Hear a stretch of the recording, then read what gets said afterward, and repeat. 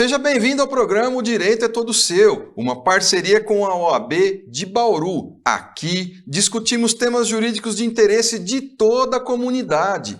E hoje vamos falar sobre o direito do terceiro setor.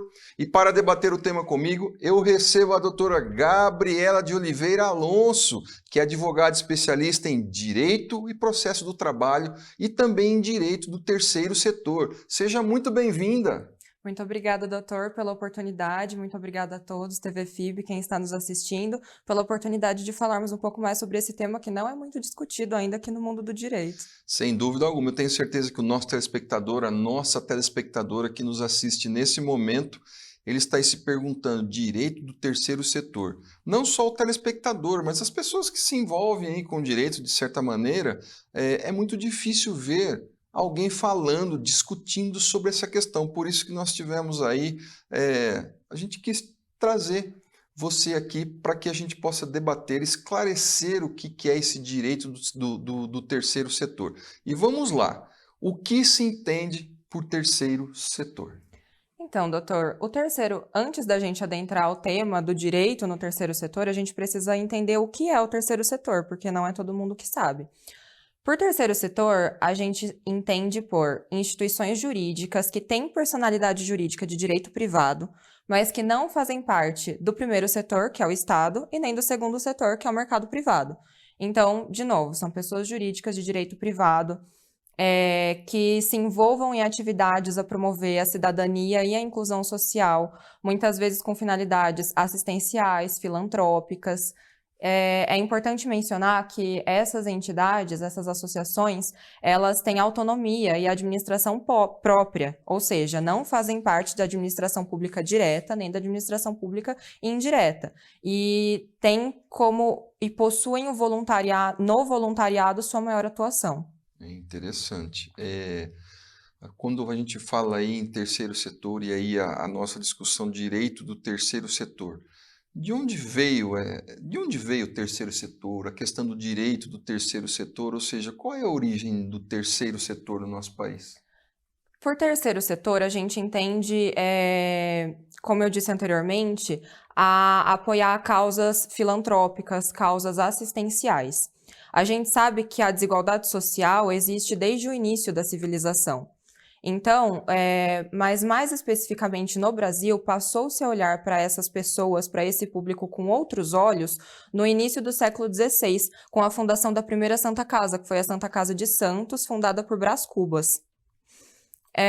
Ou seja, na época, grande parte ou todas as instituições sociais estavam vinculadas à Igreja Católica.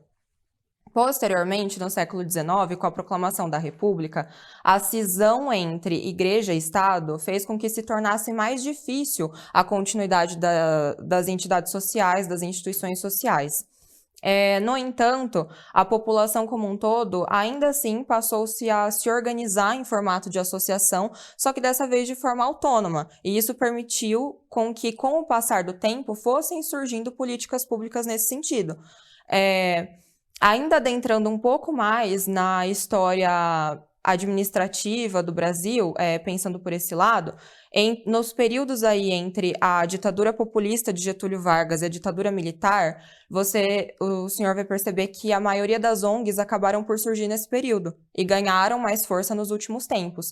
Então, as pessoas acabaram se organizando de forma associativa, de forma autônoma, mas ainda assim com um interesse político intrínseco, mas isso fez com que o Estado pudesse olhar para esse público e criar políticas públicas nesse sentido para dar maior apoio.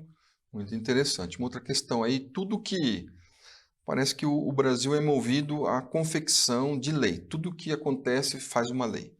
O legislativo, seja na esfera municipal, estadual ou federal, tudo que se vai fazer, vamos criar uma lei. Parece que os problemas ficam resolvidos através de uma lei, quando na verdade não é nada disso. Então nós somos um país muito rico em lei. Aí é a seguinte situação, como esse terceiro setor, foi vencendo aí regulamentado na lei? Primeiro, a gente volta para a Constituição de 88. A Constituição de 88 interpôs no país um Estado democrático de direito. colocando atribuições exclusivas para o Estado. No entanto, ela também chamou a população a exercer a sua cidadania em atuações em delegações não exclusivas do Estado. Então, pela Constituição de 88, sempre fundado no princípio da dignidade da pessoa humana e nesse chamamento da pessoa, né, do cidadão a exercer a sua cidadania, houve a ideia de colocar o Estado como um verdadeiro gerente da eficácia na prestação de serviços.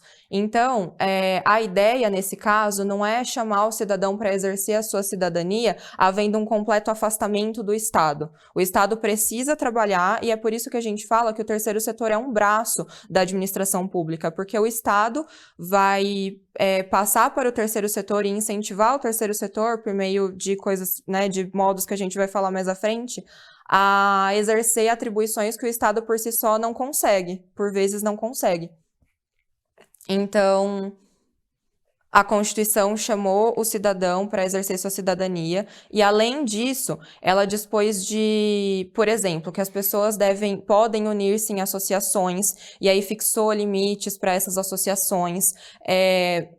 Além do princípio da dignidade da pessoa humana, que sempre vai ser pautado nisso, ela também dispôs sobre a necessidade da erradicação da pobreza, de trabalharmos para uma sociedade mais justa e livre de desigualdades, dentre outras coisas, que nos remetem ao terceiro setor.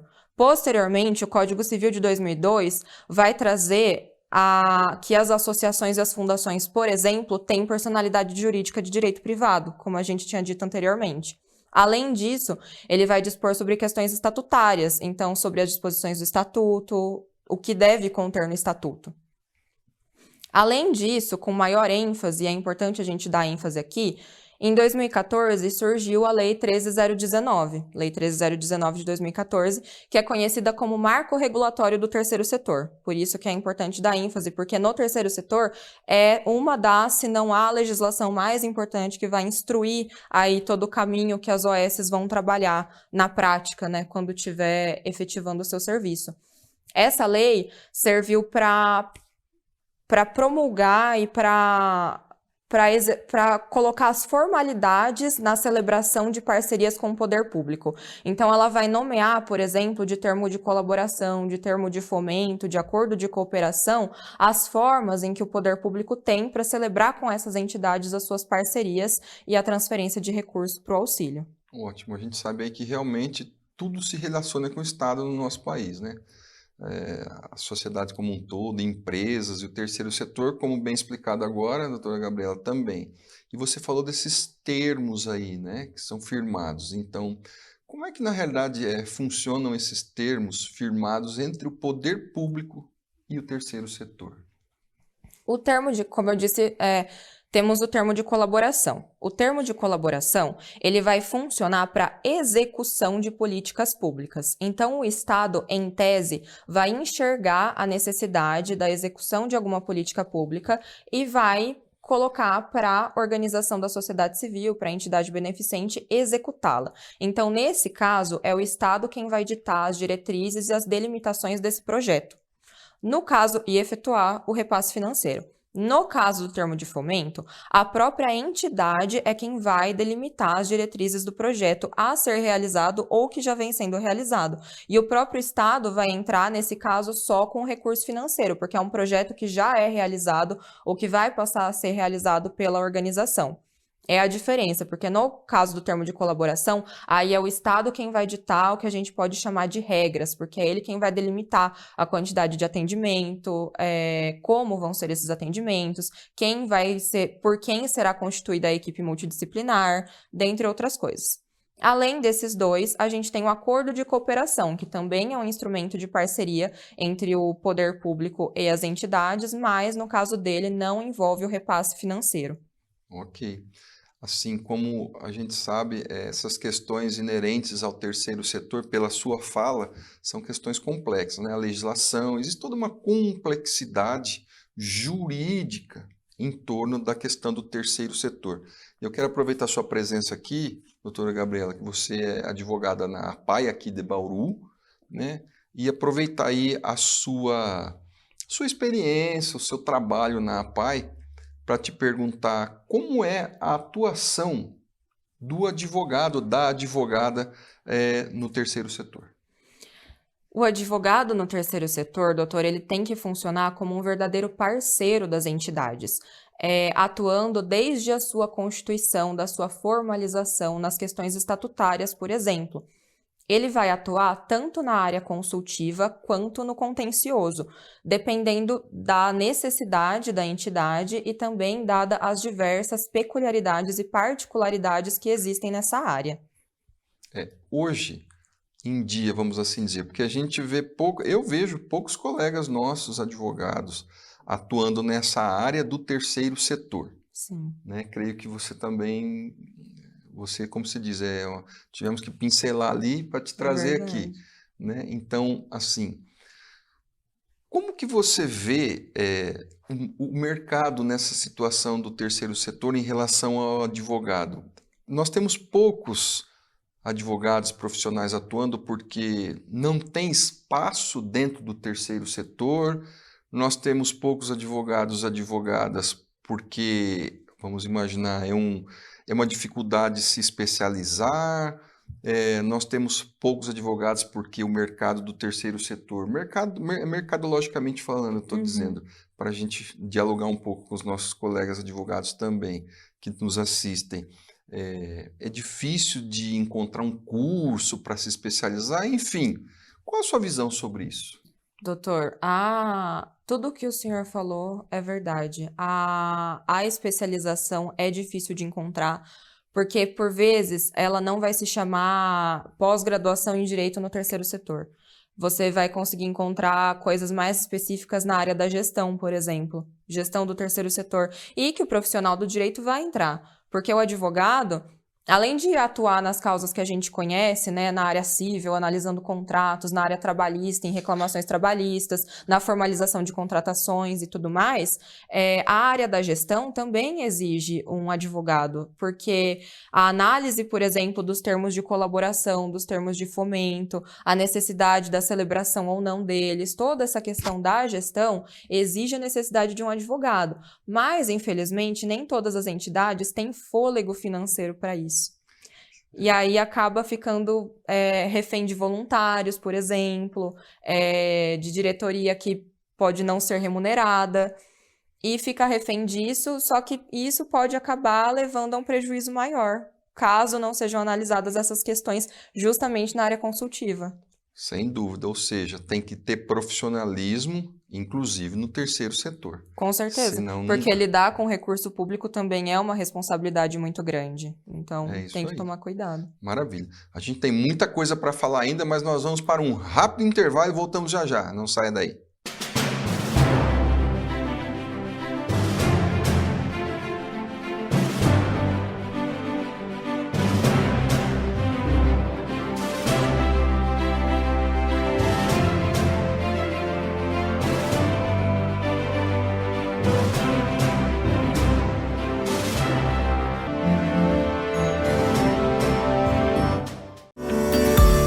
Aqui estamos na era da informação, em um planeta hiperconectado.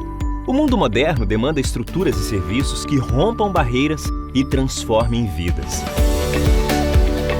Crescer é evoluir, chegar mais longe acompanhando de perto cada detalhe, em cada lugar e a cada projeto entregar além do que se espera.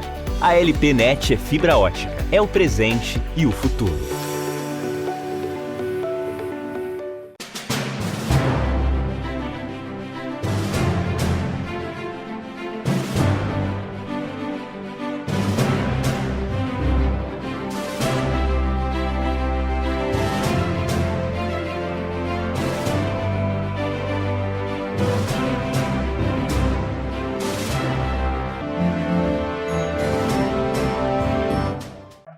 Seja bem-vindo ao programa O Direito é Todo Seu. Hoje estamos falando sobre o direito do terceiro setor. Estamos recebendo aqui a doutora Gabriela de Oliveira Alonso, que é advogada da nossa querida instituição APAE aqui de Bauru. Nós falamos muitas coisas interessantes do bloco passado e vou direto ao ponto hoje. Como nós falamos, como você, doutora Gabriela, falou da questão do advogado voltado para a atuação desse terceiro setor, vou fazer uma outra perguntinha aqui para você.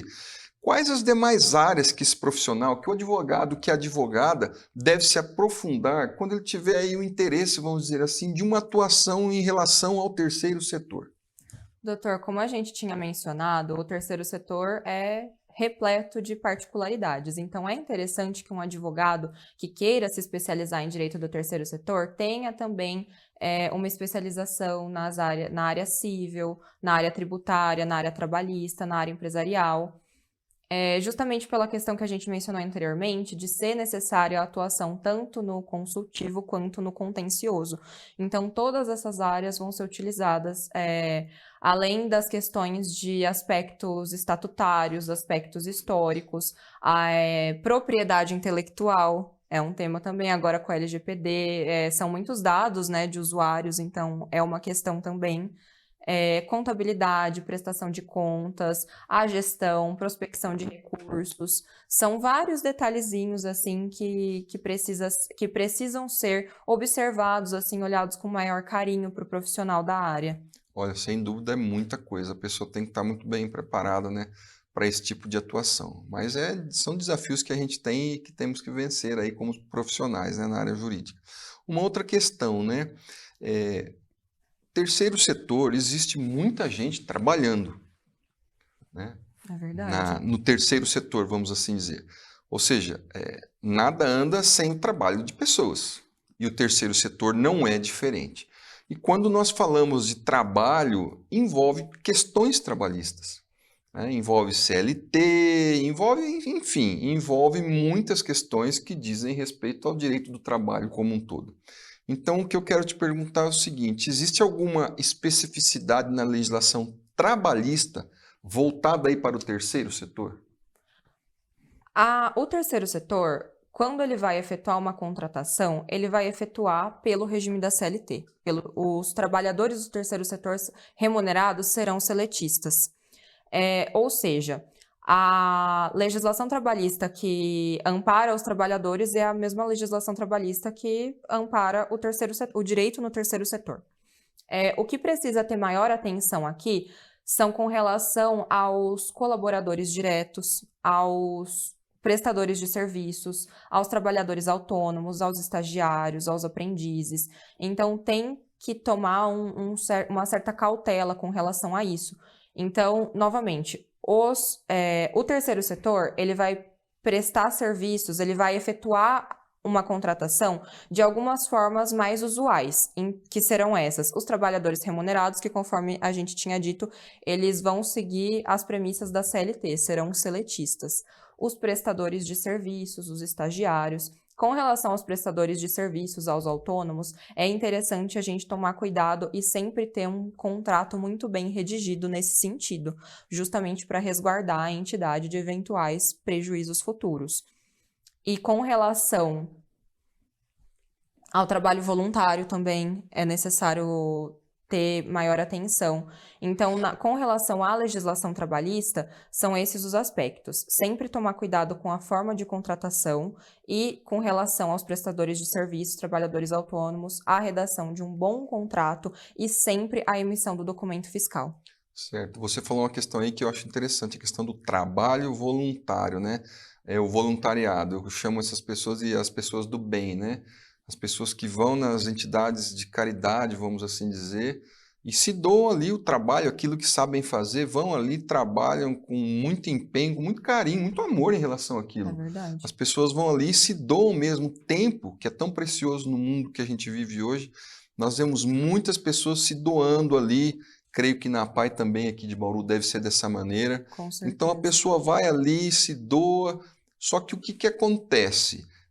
A pessoa, esse voluntário, ele fica ali dentro da instituição, às vezes fazendo um crochê, alguma coisa para... Isso vai, evidentemente, retornar numa venda para a própria instituição e tudo mais.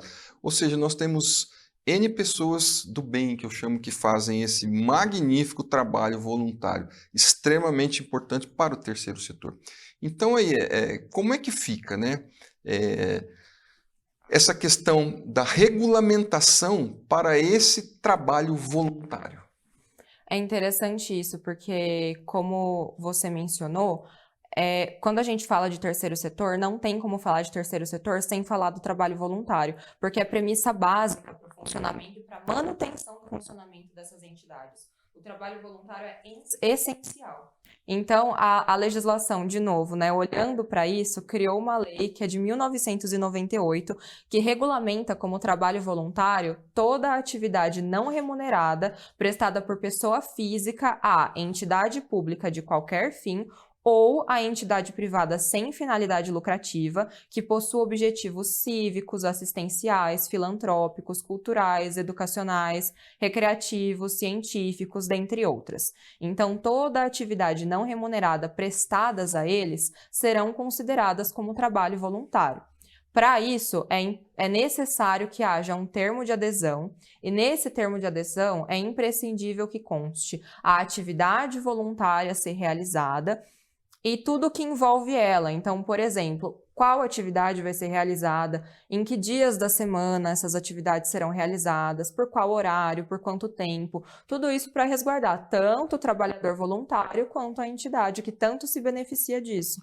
Tá aí, é isso que você falou agora, é muito interessante, inclusive, para o nosso telespectador, para a nossa telespectadora, que eu tenho certeza que nós temos aqui nos assistindo muita gente que é voluntário, que é voluntária, né? Às vezes até da PAI aí, que a gente está falando, né? Como outras instituições também. Mas a entidade aí, pertencente ao terceiro setor, pode ocorrer dela ter que ressarcir algum trabalhador aí voluntário, vamos chamar assim de trabalhador voluntário? Sim, pode acontecer. De novo, essa mesma lei de 1998 que prevê, que dispõe sobre o trabalho voluntário, ela coloca que existe a possibilidade de ressarcimento de despesas que o trabalhador obteve com esse trabalho voluntário. Então, como que isso vai acontecer? Primeiro, exige a autorização expressa da entidade. Então, por exemplo, no termo de adesão ao trabalho voluntário, pode prever essa possibilidade. E, por parte do voluntário, ele precisa comprovar a origem dessa despesa e que ela foi advinda do trabalho voluntário. Então, se houver todos esses fatores, a comprovação da despesa, a finalidade e a aceitação da organização, o trabalhador voluntário pode ser ressarcido. Entendi. Uma outra questão aí, né? Como nós temos uma legislação muito extensa, grande, muita lei, muita coisa que atinge aí, que tem ligação com a questão do terceiro setor, né?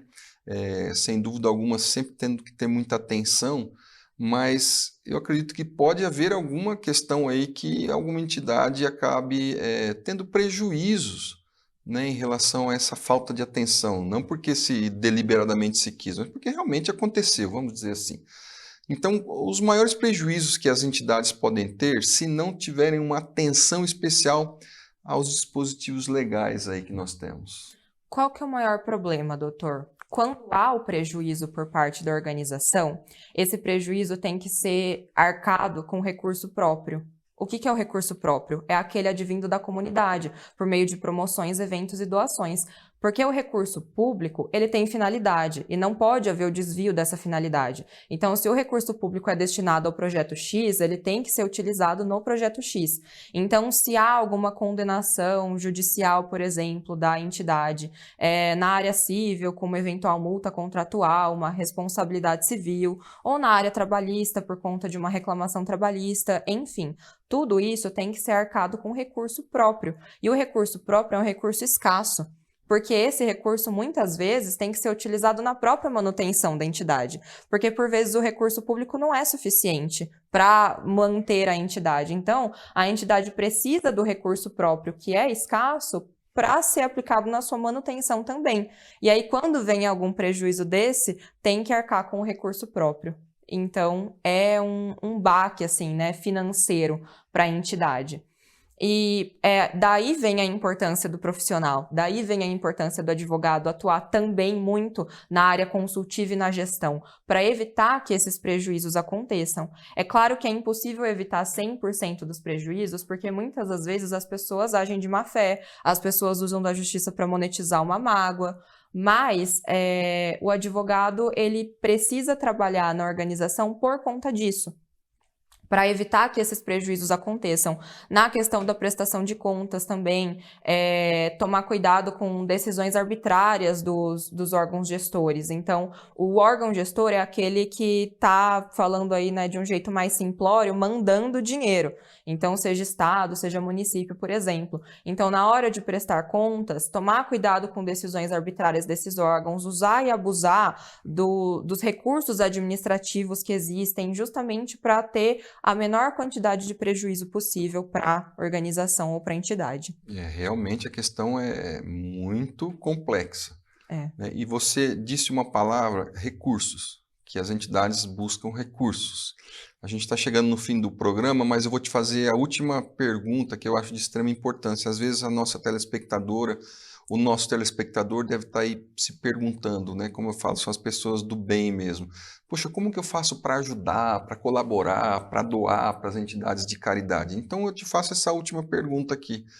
Como que o nosso telespectador, a nossa telespectadora, seja lá quem for, que tem essa vontade de fazer uma doação, colaborar com uma entidade de caridade, vamos assim dizer, como que a pessoa faz? Doutor, eu vou aproveitar a oportunidade, aproveitar todos que estão nos assistindo aqui na TV FIB para puxar a sardinha para o meu lado, né? Falar Claro. dessa forma e pedir uma doação para a PAI.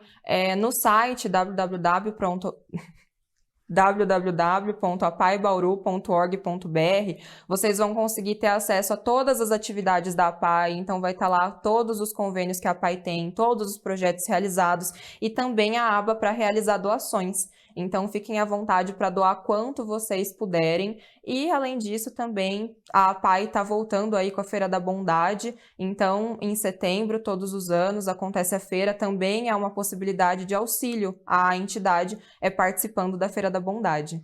Tá aí a dica, muito bem. Te agradeço demais pela participação, doutora Gabriela. Sem dúvida alguma, o programa foi muito enriquecedor.